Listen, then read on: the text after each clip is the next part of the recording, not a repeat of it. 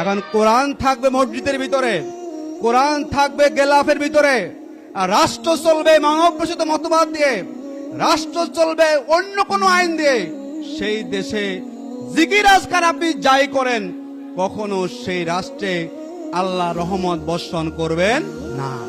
রহমত পেতে হলে, কল্যাণ পেতে হলে, মুক্তি পেতে হলে, ইনসাফ পেতে হলে, বৈষম্য থেকে মুক্তি পেতে হলে মহাগ্রন্থ আল কোরআন, ইনিল হুকমু ইল্লা লিল্লাহ, আল্লাহ যা বলেছেন যে আল্লাহর বিধানকে দিয়ে রাষ্ট্র পরিচালনা করা যায়, তাহলে সেখানে শান্তি।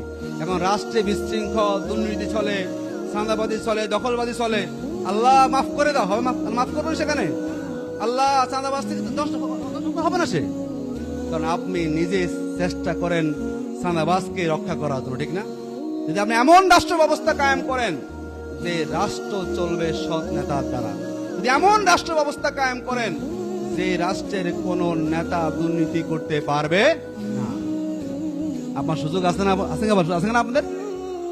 জনগণ যদি সেই সুযোগটা গ্রহণ করে, আমরা মনে করি তাহলেই একটা দেশকে আমরা সুন্দর করতে পারবো।